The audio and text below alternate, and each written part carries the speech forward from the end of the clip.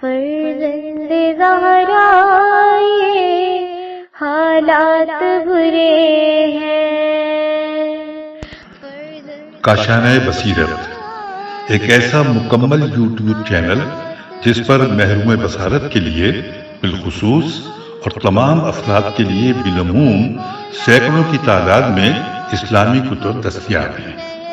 لہذا گزارش ہے کہ آپ اپنی ذمہ داری نبھاتے ہوئے کاشانہ بصیرت کو سبسکرائب کرنے کے ساتھ ساتھ بیل آئیکن کو پریس کیجئے تاکہ آپ علم کے حصول کے ساتھ ساتھ مذہب اہل بیت کی اشاعت میں بھی اہم کردار ادا کرتے رہیں۔ کاشانہ بصیرت۔ فرزند زہرا یہ حالات برے ہیں۔ السلام علیکم ورحمۃ اللہ وبرکاتہ۔ سامعین، آپ سماعت فرما رہے ہیں در محضر حضرت آیت اللہ عظمیٰ محمد تقی بہجت کے دروس و تقاریر پر مبنی کتاب، جسے تحریر کیا ہے محمد حسین رخشاد نے۔ کتاب کا ترجمہ سید مجیب الحسن نقوی صاحب نے کیا ہے۔ آج ہم آپ کے سامنے اس کی 28ویں ریکارڈنگ پیش کر رہے ہیں۔ صفحہ نمبر 435، عنوان ہے صحت و تندرستی۔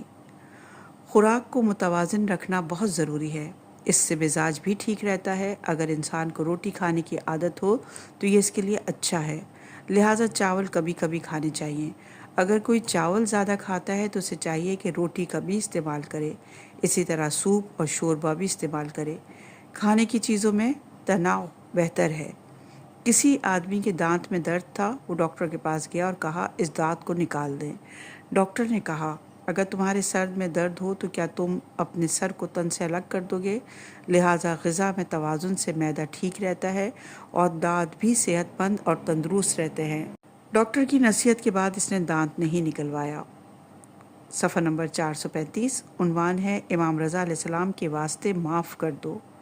خراسان کے ایک عالم دین بہت شجاع تھے، پورے علاقے میں ان کا بہت دبدبہ تھا۔ وہ ایک ایرانی تاجر کی لڑکی سے شادی کرنا چاہتے تھے۔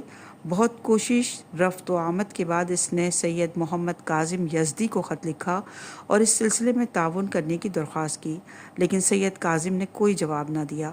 خراسانی عالم دین کی جانب سے اصرار تھا۔ سید کاظم یزدی اس رشتے سے موافق نہ تھے، لیکن اس عالم دین کو انکار نہیں کر سکتے تھے۔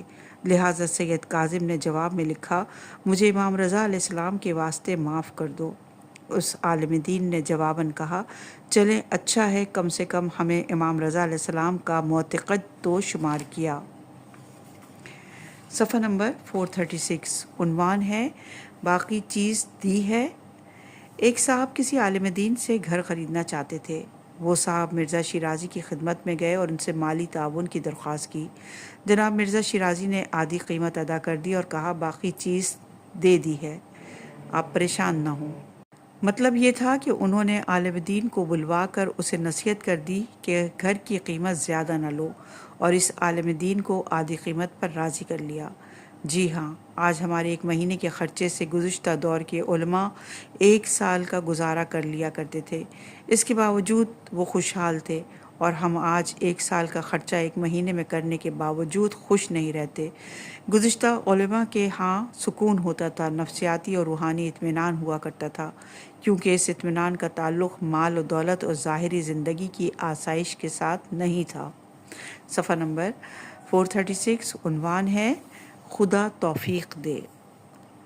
ہم نے ایسے مردوں کو دیکھا ہے جو اہل علم و عمل تھے اور نہایت سادہ زیست یعنی زندگی کی ظاہری آرائش سے بیگانہ تھے، لباس، رہائش اور غذا کے اعتبار سے زاہد تھے۔ ہمیں افسوس تو یہ ہے کہ ہم ان جیسے نہیں ہیں۔ علماء میں ایسے بھی بزرگ لوگ موجود تھے جو سہم امام میں سے استفادہ نہیں کیا کرتے تھے۔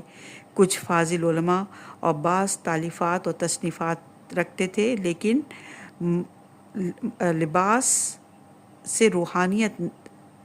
ملبس با لباس روحانیت نہیں تھے، یعنی وہ علماء کا خاص لباس نہیں پہنا کرتے تھے جبکہ وہ اہل علم ہوا کرتے تھے۔ جناب قاموسی تاجروں کا لباس پہنتے تھے اور صرف نماز پڑھنے کے وقت میں علماء کا مخصوص لباس پہنا کرتے تھے۔ ان کی پیچھے بہت مقدس اور ممتاز لوگ نماز پڑھتے تھے۔ جناب قاموسی نے صحن مطہر میں ایک مرتبہ نماز جماعت ادا کرائی۔ सैन मथर की नमाज़ें आपस में मिल जाती हैं। मालूम नहीं होता था कि मामूनीन किस जमात की इक़्तिदा कर रहे हैं। इस हालत में वो दाएं बाएं आगे पीछे परवाह किए बगैर नमाज जमात को जारी रखते थे। हमारी हसरत यह है कि हमने ख़ुद ऐसे कई एक उलमा को देखा है, लेकिन हम में और उनमें बहुत फ़र्क है, ऐसे जैसे कई सौ साल का फ़ासला है। खुदा हमें तौफ़ीक़ दे कि हम समझ सकें किस रास्ते से जाएं ताकि अपने मकसद तक पहुंच सकें। सफ़ा नंबर 437। उन्वान है इमाम ज़माना का नौकर।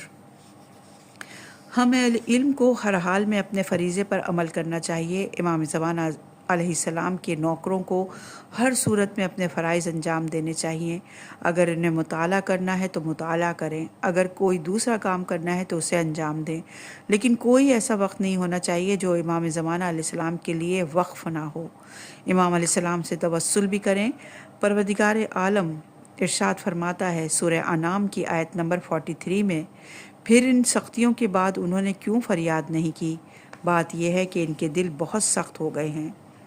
इसी तरीके से बाज़ तकालीफ़ परवरदिगार की जानिब से आती हैं ताकि इंसान तज़र्रो यानी राज और न्याज और गिरिया उजारी करे।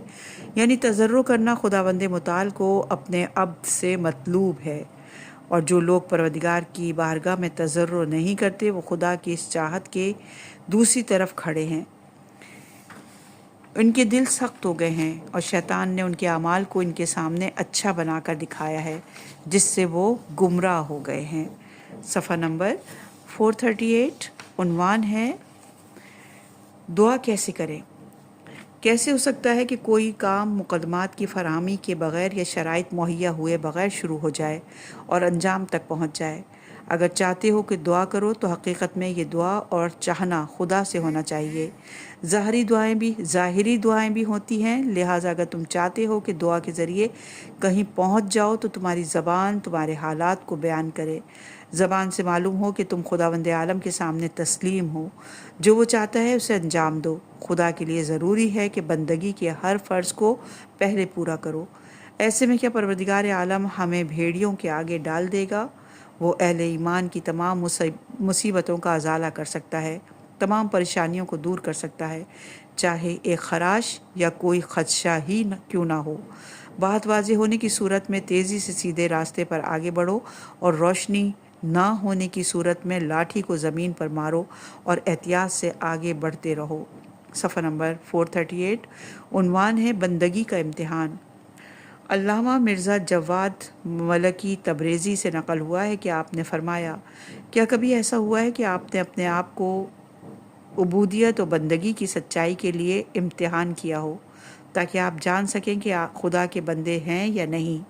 आप फ़र्ज़ करें कि आप अपनी बीवी बच्चों के हमरा करबला की ज़ियारत के लिए तैयार होते हैं और सफ़र करके सख्त ज़हमत और अज़ियत और अखराजात के बाद सरहद पर पहुंचते हैं, लेकिन वहां आपसे कहा जाता है कि कोई हराम काम अंजाम दें। मिसाल के तौर पर कहा जाता है कि अपने अयाल से कहें बेपर्दा हो जाएं, फिर आपको सरहद पार करने दी जाएगी। फिर आप इनकम टैक्स से पार होकर अपना पासपोर्ट ले लें और आगे बढ़कर सरहद पार करने की मोहर इस पर लगा दें। ऐसे हालात में आपकी कैफियत क्या होगी?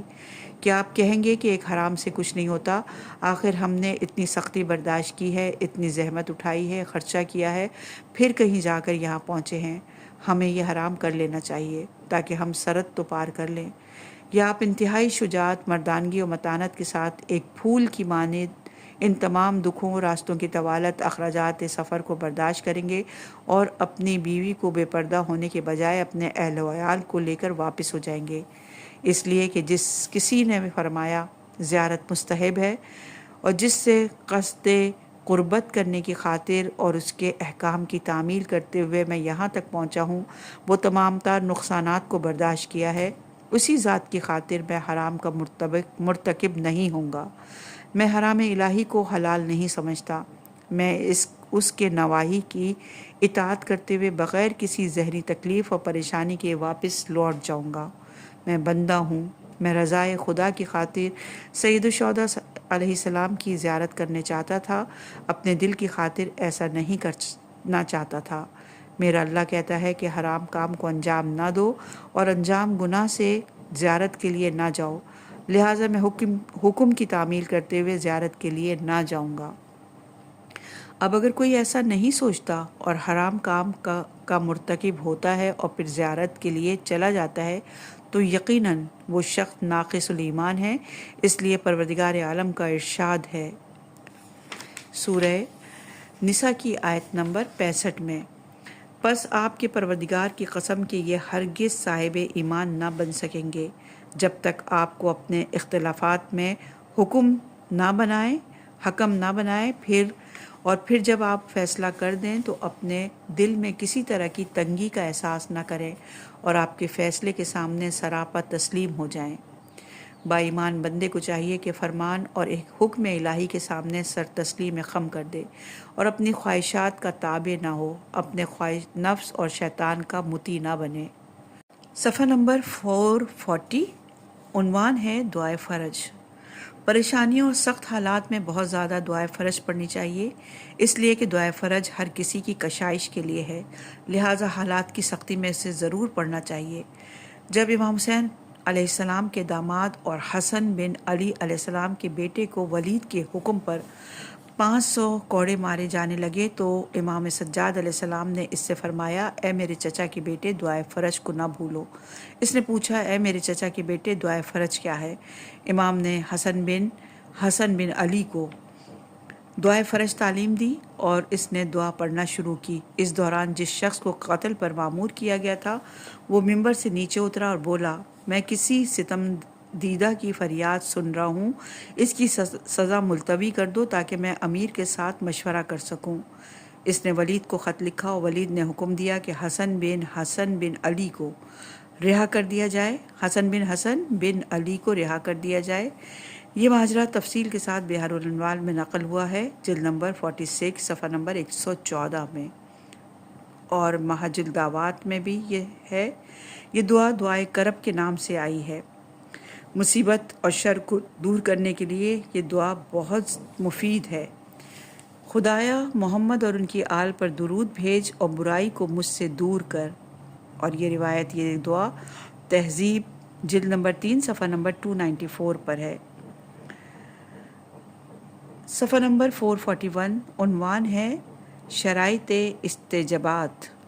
دعا کے لیے چند امور ضروری ہیں۔ نمبر 1، ساحت مقدس حضرت حق تبارک و تعالیٰ کی ثنا، تعظیم و تمجید۔ نمبر 2، گناہوں کا اقرار اور اظہار ندامت۔ نمبر 3، محمد و آل محمد علیہ السلام جو کہ وسیلہ اور واسطہ فیض ہیں، ان پر درود پڑھیں۔ نمبر 4، گریہ کرنا، آنسو بہانا، آہ و بکا کرنا، اور اگر نہ ہو سکے تو رونے والی کیفیت اختیار کرنا۔ ان سب کے بعد اپنی حاجت کو پیش کریں۔ بیان ہوا ہے کہ ان شرائط کے ساتھ دعا رد نہیں کی جا سکتی، البتہ اگر ان موارد یعنی ثنا، تعظیم، تمجید، اقرار بگناہ، صلوات، بکا و گریہ سجدے کی حالت میں ہو تو زیادہ مناسب ہے۔ اس حالت میں گریہ کی تاثیر اس حد تک جا پہنچتی ہے کہ عمل داؤد اور قنوت وتر میں آیا ہے کہ یہ دعا کی قبولیت کی علامت ہے، اور یہ روایت بحار الانوار جلد نمبر 95 صفحہ نمبر 404 پر ہے۔ ائمہ اطہار علیہ السلام کے اذن دخول میں بھی وارد ہوا ہے۔ یہ علامات اذن دخول اور قبول ہیں، اور یہ روایت البلد الامین صفحہ نمبر 275 پر ہے۔ غیب سے رابطہ کرنے اور خدا تک پہنچنے کا راستہ تکوینی بھی موجود ہے، لیکن یہ اس کے لیے جو یقین رکھتا ہو اور اپنے یقین کے مطابق عمل کرے۔ صفحہ نمبر 441 عنوان ہے استغفار۔ رسول خدا صلی اللہ علیہ وآلہ وسلم سے ایک عجیب اور غریب روایت نقل کرتے ہیں کہ کیا تمہارے علاج اور تمہارے درد کی تمہیں خبر نہ دوں؟ تمہارا درد تمہارے گناہ ہے اور اس کا علاج اور اس کی دوا استغفار ہے۔ اور یہ روایت مستدرک الوسائل جلد نمبر 11 صفحہ نمبر 333، بحار الانوار جلد نمبر 90 صفحہ نمبر 282 اور جامع الاخبار صفحہ نمبر 57 پر ہے۔ میں نے اس حدیث کو جوامع روائی میں نہیں دیکھا، یعنی تمہارے سر میں درد ہے تو اس کی دوا کم اور استغفار، اگر تمہارے پاؤں میں درد ہے تو اس کی دوا استغفار ہے، اگر کان یا دانت میں درد ہے تو اس کی دوا استغفار ہے، یعنی ایک ہی نسخہ ہے ہر درد کی دوا کے عنوان سے۔ صفحہ نمبر 442. عنوان ہے فقہ اپنے اصولوں پر ہیں. عراق میں ایک عالم دین شراب کو نجس قرار نہیں دیتے تھے. جب کسی دوسرے صاحب کو ان کے فتوے سے آگاہی ہوئی اور کہیں کسی محفل میں یہ صاحب غصے میں آ گئے، عالم دین کو برا بھلا کہنے لگے. لیکن کچھ بعد انہیں معلوم ہوا کہ یہ فتویٰ صرف انہی کا ہی نہیں بلکہ کئی ایک فقہ اس بات کے قائل ہیں کہ شراب نجس نہیں ہے. یہ جاننے کے بعد وہ صاحب گھوڑے پر سوار ہوئے اور کربلا پہنچے. عالم دین کے گھر کے سامنے پہنچ کر اپنے گھوڑے سے نیچے نہ اترے اور ملاقات کا پیغام بھجوایا. جب عالم دین دروازے پر آئے تو وہ شخص کہنے لگے، میں نے ایک محفل میں شراب کے نجس نہ ہونے سے متعلق آپ کا فتویٰ سنا تو مجھے غصہ آ گیا اور میں نے آپ کو برا بھلا کہا. میں نے یہ سب اپنے لیے نہیں کیا بلکہ لوگوں کے عقائد محفوظ کرنے کی خاطر ایسا کیا. اب جب کہ میں اس فتوے کی حقیقت سے آگاہ ہو گیا ہوں تو میں آپ کے سامنے آیا ہوں تاکہ آپ مجھے معاف کر دیں اور اجازت دیں کہ میں گھوڑے سے نیچے اتر آؤں. پھر زیارت کے لیے حرم جانا چاہتا ہوں. اگر آپ اجازت نہیں دیں گے تو یہیں سے واپس پلٹ جاؤں گا. ایسا ہی واقعہ جناب شیخ بہائی رحم اللہ کا مقدس اردبیلی کے فتوے سے متعلق ہے. جناب مقدس اردبیلی شراب کے نجس ہونے کو معتبر نہیں سمجھتے یا اس کے پاک ہونے کا فتویٰ دیتے ہیں.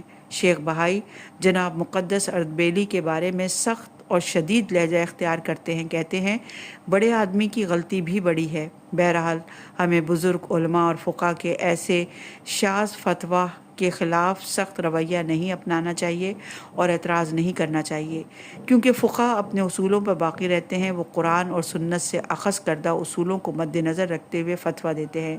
نیز یہ کہ فقہ معصوم بھی نہیں ہیں، لہٰذا ہو سکتا ہے کہ بعض قرائن یا عدالہ سے ان کی غفلت ہو جائے. کہیں ایسا نہ ہو کہ استاد کی زحمات اور حق کے استادی کو بھلا دیا جائے، کیونکہ بہت سے لوگوں کے لیے ایسے واقعات پیش آ چکے ہیں. صفحہ نمبر 443. عنوان ہے تبلیغ پر جانا. اب ایسا ہونے والا ہے کہ گاؤں دیہات اور دور افتادہ جگہیں علماء سے خالی ہو جائیں، لہٰذا علماء کو ان علاقوں میں تبلیغ پر جانا چاہیے. عوام کو علماء ہی امور دینی کی باریکیوں سے آگاہ کرتے ہیں اور ان کے دین کو محفوظ بناتے ہیں، دین کو لوگوں تک پہنچاتے ہیں.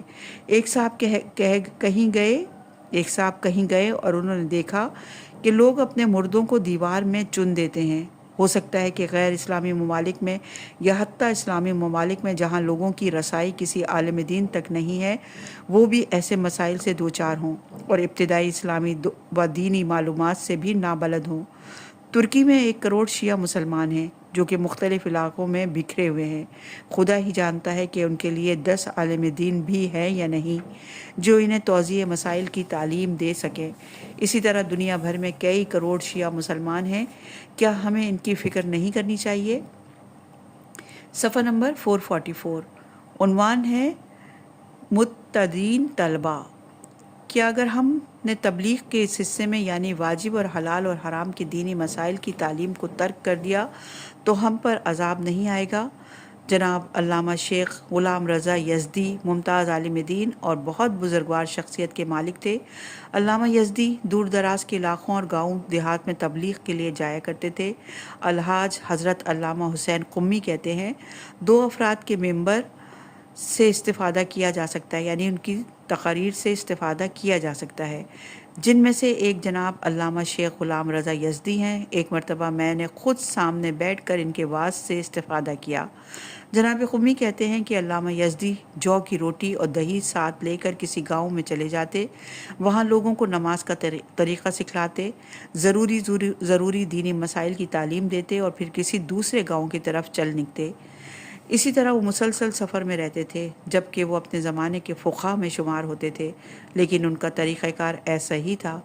آج کے دیندار طلباء حتیٰ مغنی پڑھانے والے طالب علم بھی یہ کام انجام نہیں دے سکتے.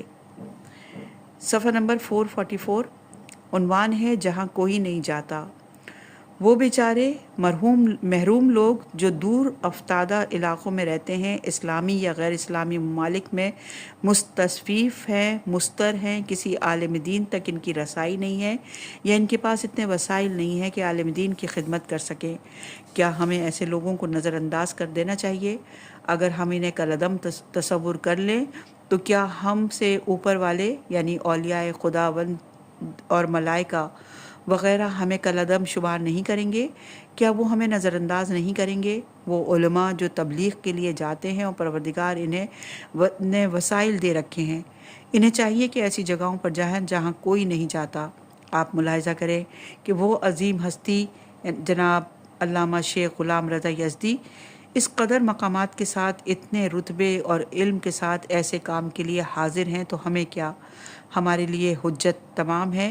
یہ وہ کام تھا جو ان کے شاگردوں کے شاگرد بھی انجام دے سکتے تھے۔ صفحہ نمبر 445، عنوان ہے آل محمد کے یتیم۔ مرزا شیرازی بزرگ مرزا محمد حسن شیرازی صاحب فتویٰ تحریم تمباکو اپنے طالب علم میں سے ایسے طلبہ کو جو درجہ اجتہاد تک نہیں جا سکتے تھے، جب وہ جامع المقدمات اور توضیح المسائل مکمل کر لیتے تو انہیں تبلیغ، دینی مسائل بیان کرنے اور نماز قائم کرنے کی خاطر ان کے اپنے اپنے علاقوں میں بھیجتے تھے۔ بہرحال ہم نے عوام کی تعلیم اور آل محمد صلوات اللہ اجمعین کے یتیموں کو کس کے سپرد کر رکھا ہے؟ عرب کے بادیہ نشین جن کے پاس مال و دولت نہ تھی، وہ کسی عالم دین کو تبلیغ اور دینی احکام بیان کرنے کے لیے دعوت نہیں دے سکتے۔ اپنے رکوع و سجود کی خاطر اٹھک بیٹھک کیا کرتے تھے، یعنی علم نہ ہونے کی بنا پر نماز کی ادائیگی ٹھیک نہیں کر سکتے تھے۔ شہر قم میں ایک عالم دین بتاتے ہیں کہ وہ کسی محلے کی مسجد میں نماز پڑھانے جاتے تھے۔ محلے کے لوگ ان کے ساتھ ایک پائی کا بھی مالی تعاون نہیں کرتے تھے، لیکن عالم دین بتاتے ہیں کہ جب وہ مسجد جایا کرتے تھے، نہ جانے کہاں کہاں سے ان کے لیے رقمیں آ جایا کرتی تھیں، اور جب وہ مسجد نہیں جاتے تھے ایسا کچھ وصول نہ ہوتا تھا۔ لہٰذا وہ علماء جو اپنے فرائض کی ادائیگی میں رہے ہیں، انہوں نے خود معجزات ہوتے دیکھے ہیں۔ صفحہ نمبر 446، عنوان ہے مزید نہ کرنا۔ کشف الحجاب کے واقعات میں ایک شخص نے پہلوی حکومت کی تباہی اور نابودی کے لیے ختم شریف رکھا۔ ہر کچھ دنوں بعد وہ ختم شریف کروا رہا تھا۔ پھر اس نے خواب میں فوت ہو جانے والے علماء کو دیکھنا شروع کیا، یعنی اس کی خواب میں دنیا سے چلے جانے والے علماء آنے لگے، اور ہر کوئی اس سے کہتا مزید ختم شریف کی محفل منعقد نہ کرنا، ورنہ ظہور امام زمانہ علیہ السلام میں دیر ہو جائے گی۔ اس جملے سے ہمیں یہ سب سمجھ میں آتا ہے کہ ہمیں ہر وہ کام نہیں کرنا چاہیے جس کے نتیجے میں ظہور امام زمانہ علیہ السلام میں تاخیر ہو جائے، چاہے امر بالمعروف نہی عن المنکر اور شرعی حکم کے تحت اس کام کا انجام دینا ضروری ہو، لیکن یہ فکر عموماً کتاب و سنت جس میں تمام مومنین کو مخاطب کیا گیا ہے، انفرادی فرائض ہوں یا اجتماعی فرائض، ان سب کے خلاف ہے۔ اگر مذکورہ خواب سچا ہو تو اس سے یہ توجیہ کی جا سکتی ہے کہ معمولی اسباب اور مسببات میں غیر متعارف کام نہیں کرنے چاہیے، جس سے ہم سمجھتے ہیں کہ کام میں تیزی آ جائے گی، جبکہ ایسا نہیں ہوتا، کیونکہ ہو سکتا ہے کہ ختم شریف کرنے سے طاغوت پہلوی کی حکومت کا خاتمہ ہو جاتا، لیکن کیا معلوم کہ اس سے بدتر حکومت آئے گی یا اچھی آئے گی۔ یہاں تک کہ اس آدمی نے خواب میں دیکھا وہ لوگ ایک تیسرے شخص کو سفارش کے لیے لائے، ان دونوں نے تیسرے شخص کو بغلوں کے نیچے سے پکڑ رکھا تھا کہ جسے وہ بہت بیمار ہو، جبکہ دنیا میں ان دو لوگوں کا مرتبہ اس تیسرے شخص سے زیادہ تھا جسے وہ سفارش کے لیے اپنے ہمراہ لائے تھے۔ دنیا میں وہ تیسرا شخص ان دو لوگوں سے بہت متاثر تھا، لیکن خواب میں بات الٹ نظر آ رہی تھی۔ صفحہ نمبر 446، عنوان ہے حکومتی مقام۔ کہتے ہیں ایک صاحب نے مرحوم شربیانی کو خواب میں دیکھا اور ان سے پوچھا، آپ کا مقام بلند تر ہے یا جناب ماں مکانی کا مقام بلند ہے؟ انہوں نے جواب دیا، جناب ماں مکانی کا مقام مجھ سے بلند تر ہے، اس لیے کہ مجھے حکومتی مقام نے ان سے آگے نہیں بڑھنے دیا۔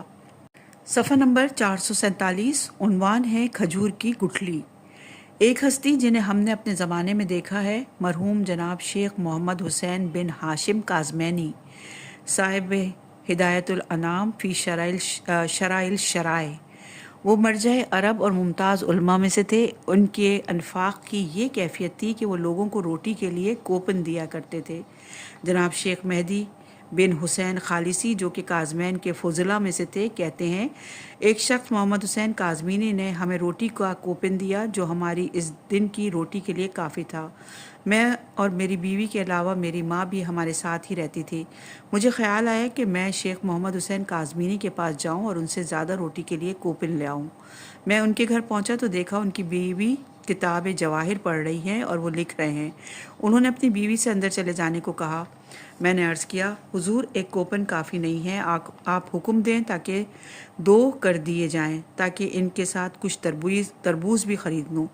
انہوں نے مجھے صبر، زہد اور قناعت کی نصیحت کی، پھر اپنے بارے میں بتانے لگے۔ کہتے ہیں نجف اشرف میں جب ہم پڑھتے تھے تو کیا کیا مشکلات ہیں اور سختیاں ہیں جو ہم نے برداشت نہیں کی۔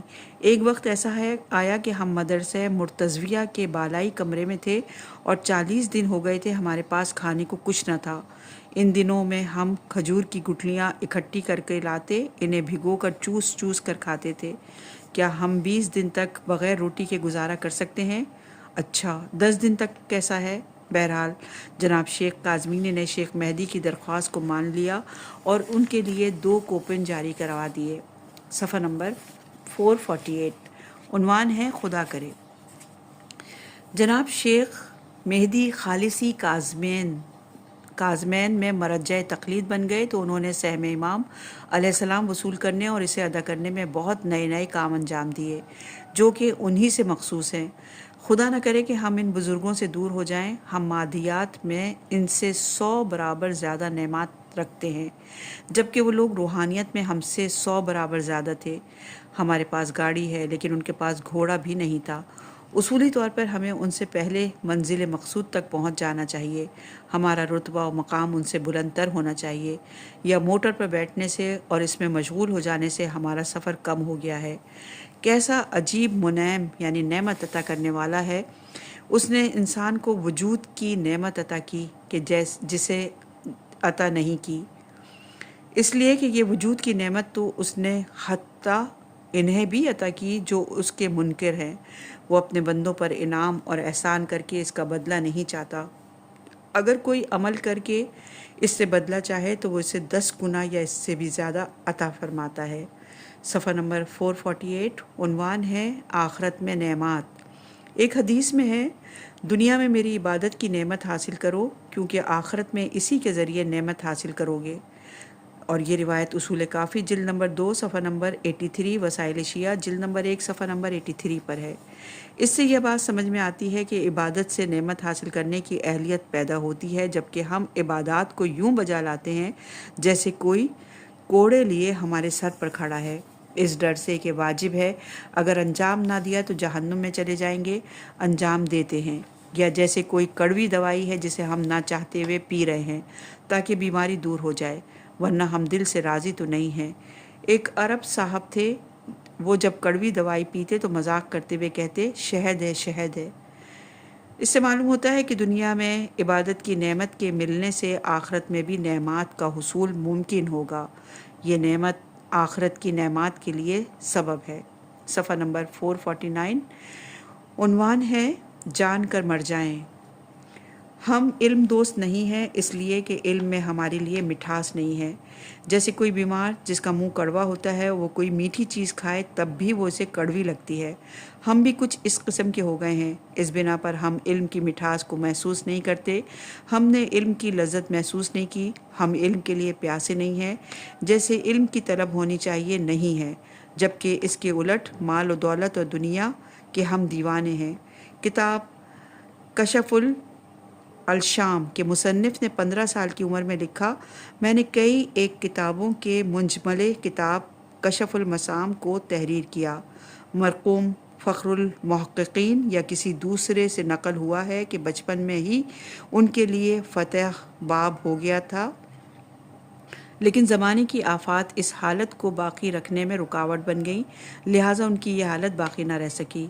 علم دوست لوگوں کی ایک مثال یہ ہے کہ ایک شاگرد نے وقت احتسار اپنے استاد سے ارث اجداد ثمانیہ کے بارے میں سوال کیا اور کہا جان کر مر جاؤں یہ میرے لیے بہتر ہے، اس لیے کہ نہ جانے کی حالت میں مر جاؤں، صفحہ نمبر 450 عنوان ہے ان جانوروں سے کہو۔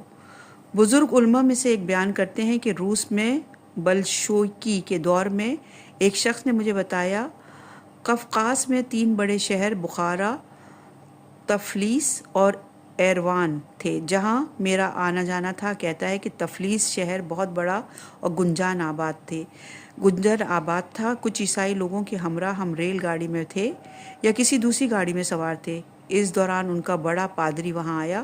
ان کے تمام شہروں میں 2-3 پادریوں سے زیادہ نہیں تھے۔ وہ بڑا پادری پورے جاہ و جلال اور شان و شوکت کے ساتھ دور سے آیا اور جب وہاں داخل ہوا تو کسی نے اس کی طرف توجہ نہ کی، جبکہ گاڑی میں سوار زیادہ تر عیسائی ہی تھے۔ وہ شخص کہتا ہے کہ اس زمانے میں جوان تھا۔ میں اپنی جگہ سے اٹھا اور ان کے بیٹھنے کی خاطر خالی جگہ کر دی۔ پادری نے پوچھا تم کیوں اٹھے ہو اور اپنی جگہ مجھے کیوں دی ہے؟ میں نے کہا میں اس پیغمبر کی اطاعت کرتا ہوں جنہوں نے ہمیں علماء کا احترام کرنے کا حکم دیا ہے۔ پادری نے تھوڑی دیر کے لیے سر نیچے کیا اور پھر کہا ایک مرتبہ پھر کہو تم کیوں اٹھے؟ میں نے کہا مسلمانوں کے پیغمبر نے حکم دیا ہے کہ علماء کا احترام کریں۔ پادری نے اپنے آس پاس والوں کو دیکھا اور بولا ان درندوں کو بتاؤ۔ بلوشکی کا مطلب یہ ہے بے دین۔ اس سے معلوم ہوتا ہے کہ وہ لوگ ہر دین کے مخالف ہیں، صرف اسلام کے مخالف نہیں ہیں۔ صفحہ نمبر 450 عنوان ہے مقامات و کرامات۔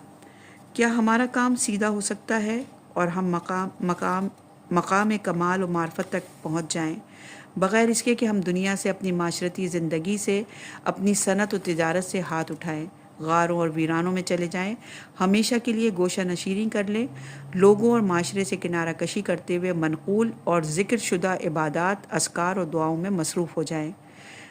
سورہ حدید کی آیت نمبر 27 میں ارشاد باری وہ جس رہبانیت کو ان لوگوں نے از خود ایجاد کر لیا تھا وہ اس سے رضائے خدا کے طلبگار تھے۔ اس سے اجمالی طور پر استفادہ ہوتا ہے کہ خدا رہبانیت سے راضی ہے۔ انسان جب تک کسی معاشرتی کام میں مشغول ہوتا ہے، عبادات اور دعاؤں میں مشغول نہیں ہو سکتے، تو کیا اس کی راہ کا حل یہ ہے کہ انسان سب سے لاپرواہ ہو جائے، تنہائی اختیار کرے اور پھر عبادت اور ذکر اور اذکار میں مشغول ہو جائے، یا یہ کہ لوگوں کے درمیان رہو لیکن ان کے ساتھ نہ رہو؟ یہ مضمون امیر المومنین علیہ السلام کی فرمائشات میں ملتا ہے۔ نیز آپ نے جناب کمیل کو بھی اس بات کی سفارش کی تھی، اور یہ روایت بہار الانوار جلد نمبر 75 صفحہ نمبر 98، امالیہ توسی صفحہ نمبر 7، امالیہ مفید صفحہ نمبر 220، بشارت المصطفیٰ صفحہ نمبر 26، تحفہ العقول صفحہ نمبر 171، غرر الحکم صفحہ نمبر 145، کشف الغمہ جلد نمبر 1 صفحہ نمبر 535 موجود ہے۔ کیا معاشرتی ذمہ داریوں کی ادائیگی کے دوران عبادات، قرأت قرآن اور دیگر اذکار کہ جن کی کوئی حد نہیں میں مشغول ہوا جا سکتا ہے؟ جی ہاں، کچھ لوگ تھے جو ایک رات میں ختم قرآن مجید کیا کرتے تھے۔ کیا کوئی ایسی چیز ہے جو اہل ریاضت کی بھاری بھرکم عبادات کی جگہ انجام دی جائے؟ وہ ریاضتیں جو معاشرے کے ساتھ اکٹھی نہیں ہو سکتی، مگر یہ کہ انسان معاشرے سے کنارہ کش ہو جائے اور اجتماعی زندگی کے لوازمات جیسے شادی اور اپنے تحت کفالات افراد کا نان نفقہ اکٹھا کرنا، اس سے ہٹ کر کام مشکل ہے۔ لیکن انسان اپنی زندگی میں اپنے اہل و عیال میں اپنا مال تقسیم کر سکتا ہے اور اس کے بعد وہ معاشرے سے کنارہ کش ہو جائے۔ لیکن سوال یہ ہے کہ کیا یہ کام حقیقت میں جائز ہے یا نہیں، کیونکہ ہو سکتا ہے یہ کام واجبات کو ترک کرنے کا باعث ہو جائے۔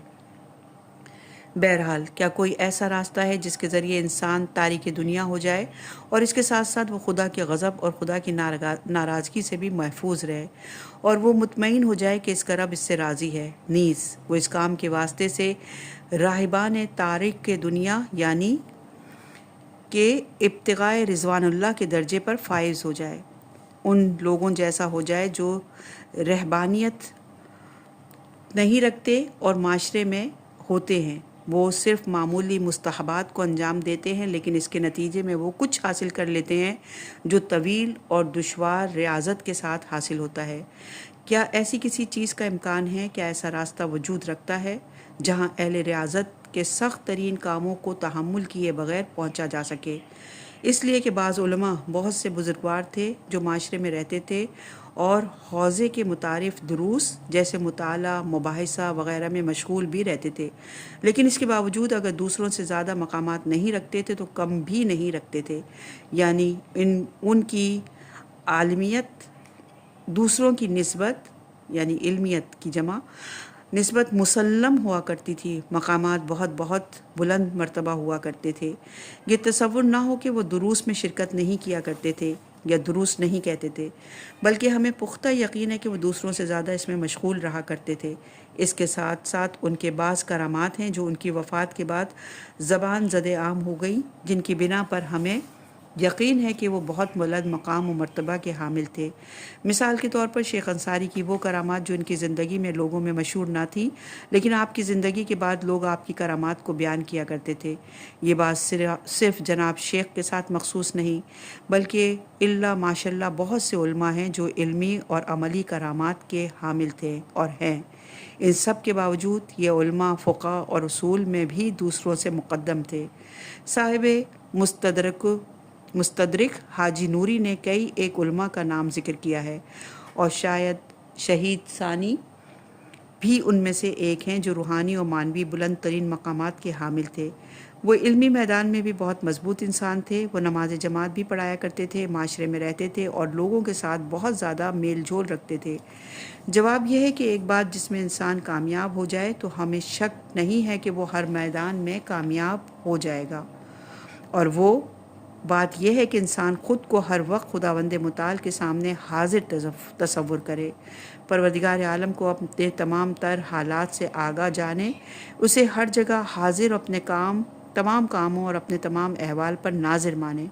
خدا ہی جانتا ہے کہ اس مراقبے اور توجہ کی حالت کے روح انسانی پر اور تحصیل علم اور معرفت کے لیے کتنے عجیب اور گہرے اثرات ہیں۔ صفحہ نمبر 453، عنوان ہے جس قدر زیادہ ہوگا۔ حکمت مومن کا گمشدہ مال ہے، پس اسے حاصل کرو چاہے کافر سے۔ اور یہ روایت کافی جلد نمبر 8 صفحہ نمبر 167، بہار الانوار جلد نمبر 1 صفحہ نمبر 148، امالیہ توسی صفحہ نمبر 625 میں موجود ہے۔ اس روایت کے مطابق دوسروں کے حالات پر غور کرنے سے زیادہ بہت کچھ سیکھنے کو ملتا ہے، چاہے کافروں کے حالات پر غور کریں، نصیحت حاصل ہوتی ہے۔ بیان ہوا ہے کہ کافروں میں سے 2 لوگ، ایک مرد اور ایک عورت، دین و شریعت کی خلاف ورزی کرتے ہوئے ملنے کا وعدہ کرتے ہیں اور پھر جہاں ان کے علاوہ کوئی نہ تھا وہاں ملتے ہیں۔ عمل گناہ کے دوران جب ان میں سے ایک کی نگاہ وہاں رکھے ہوئے بت پر پڑتی ہے تو آگے بڑھ کر اس بت کا چہرہ ڈھانپ دیتے ہیں، یعنی وہ تصور کرتے ہیں کہ شاید یہ بت ہمیں دیکھ رہا ہے۔ اس واقعے میں مومن کے لیے کس قدر عبرت ہے۔ وہ کافر اس بت کے چہرے کو ڈھانپتا ہے جو کچھ نہیں جانتا۔ لہٰذا اگر ہم خداوند متعال کو ہر جگہ ناظر اور حاضر جان لیں اور مان لیں تو ہمیں کیسا ہونا چاہیے؟ ہم ایک معمولی انسان کی نظروں سے ڈرتے ہیں۔ عام لوگوں کو بے خبر رکھنے کی خاطر ہم دروازے بند کر دیتے ہیں، لیکن بسا اوقات بچوں سے بھی حیا کرتے ہیں، لیکن خدا کی نگاہوں کا کیا کریں؟ اس کو مد نظر رکھتے ہوئے اس واقعے سے عبرت حاصل کریں کہ ایک ایسی ذات جو ہمارے اندر حلول تو نہیں کرتی لیکن ہم سے الگ بھی نہیں ہے، وہ ذات ہر جگہ حاضر اور ناظر ہے، ہمارے اندرونی اور بیرونی تمام تر حالات سے آگاہ ہے۔ اس کے سامنے ہمیں کیسا رہنا چاہیے تاکہ ہم گناہ اور معصیت کے مرتکب نہ ہو جائیں۔ جس کا قدر پروردگار عالم کی موجودیت کا یقین پختہ ہوگا، انسان محفوظ تر ہو جائے گا، انسان امن میں آ جائے گا، لیکن دوسری جانب جس قدر یہ تصور کمزور ہوتا چلا جائے گا، انسانی معاشرے غیر محفوظ اور نا امن ہو جائیں گے۔